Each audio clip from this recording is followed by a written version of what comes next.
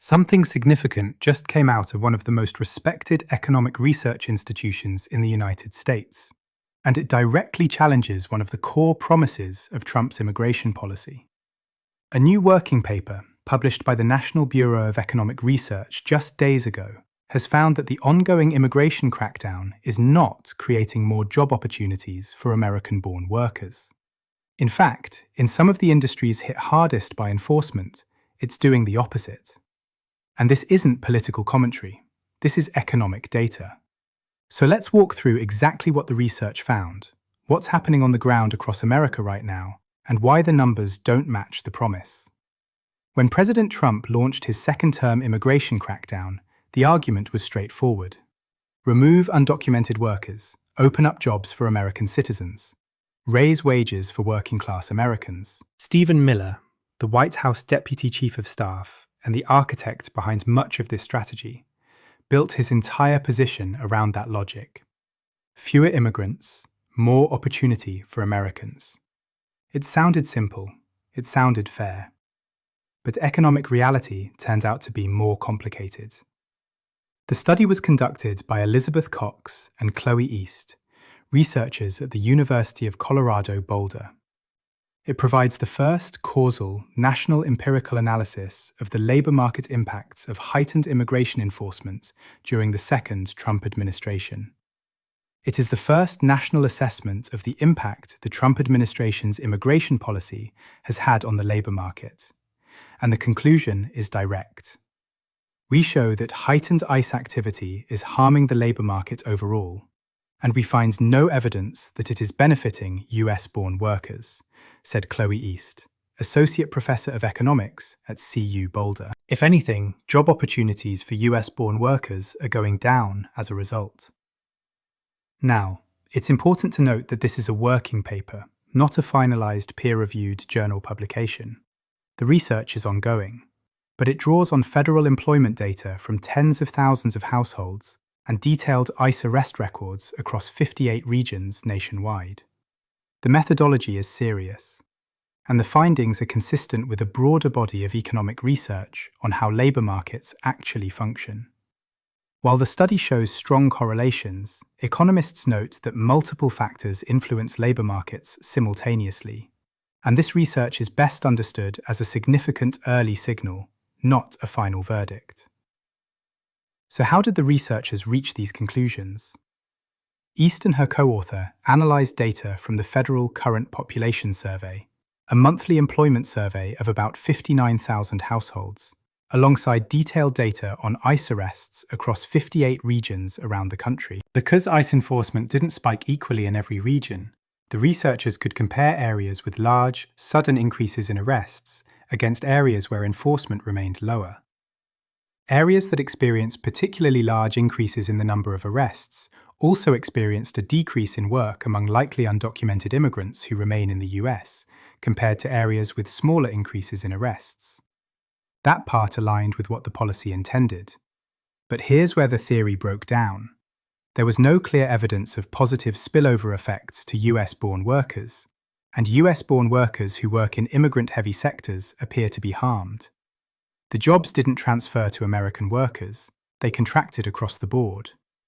The specific numbers are worth examining carefully. In a region where approximately 1,200 people were arrested or detained by ICE over the study period, an estimated 7,574 fewer undocumented immigrants, and around 1,200 fewer US-born men with a high school degree or less would be employed. So for every 1,200 ICE arrests, you don't see 1,200 American jobs created, you see 1,200 American jobs lost on top of the immigrant workers removed. For every 6 male undocumented workers lost, we found that the labor market also loses 1 male US-born worker, said East. That ratio tells us something important about how these industries are structured, and why simple replacement doesn't happen the way the policy assumed it would. This study doesn't exist alone.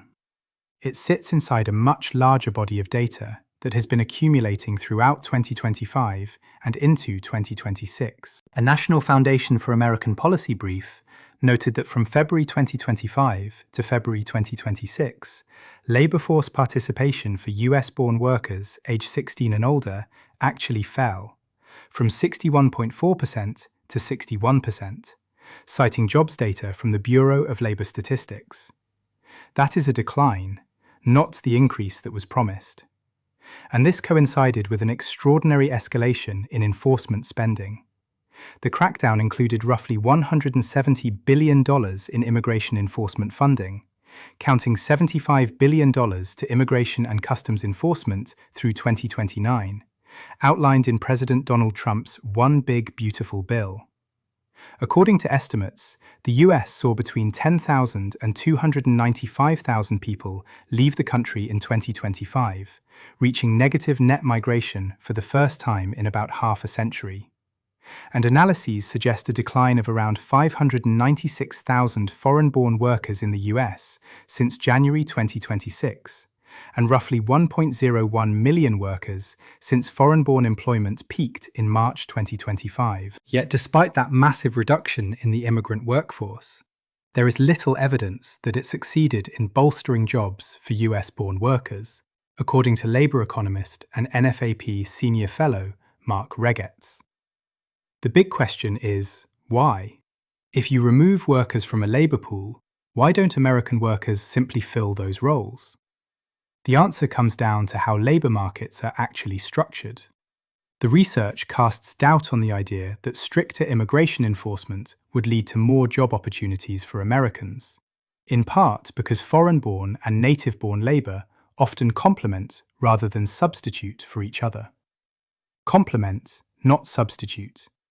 Think about the construction industry.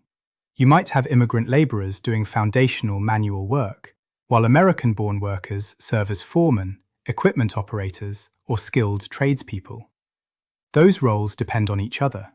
When the labourers disappear, the whole project slows down or stops. The foreman doesn't fill the labourer's role.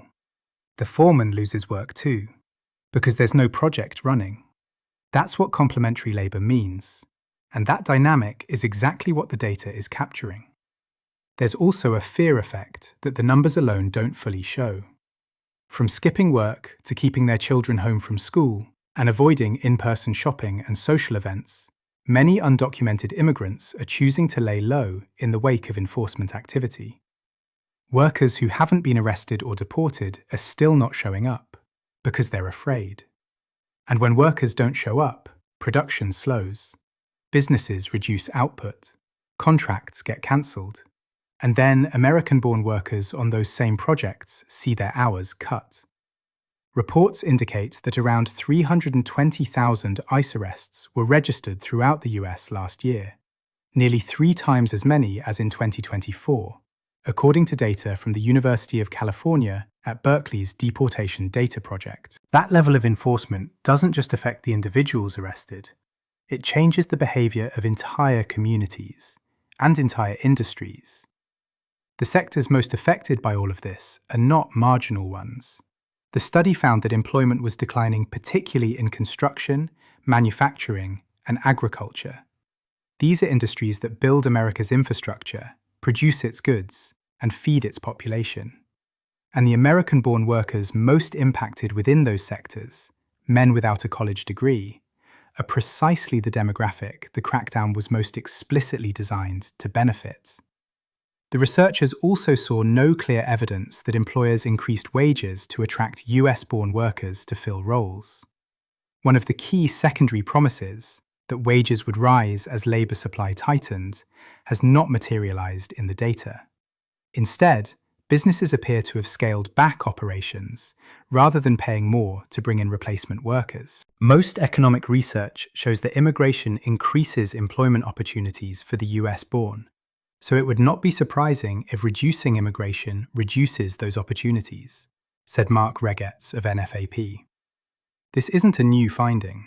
Economists have understood the complementary nature of immigrant and native-born labour for decades.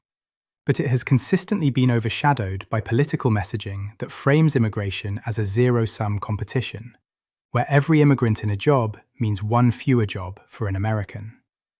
The data, again and again, challenges that framing. To be fair, not every analysis points in the same direction. Penn Wharton concluded that authorized, lower-skilled workers, including some US-born ones, could see a wage increase of around 5% by 2034 due to reduced competition.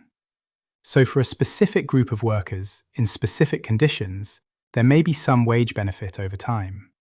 But even that comes with a significant caveat. For high-skilled and middle-income workers, the picture is less favorable, with projected annual wage losses averaging around $2,764 over a 10-year enforcement period. If you're middle class to higher income, you're going to be hurt by deportation because you rely on lower-skilled workers to make your job easier and to make your life more comfortable, one Penn Wharton researcher noted.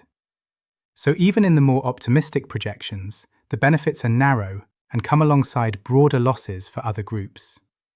With population aging and deaths expected to exceed births by 2030, immigration has historically been a key driver of labor force growth in the United States. That context matters enormously for thinking about the long-term consequences of what's happening now. America's workforce is aging.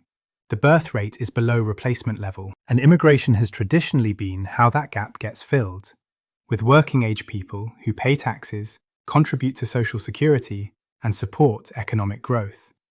Reducing that pipeline, especially abruptly, creates structural challenges that don't show up immediately but compound over time.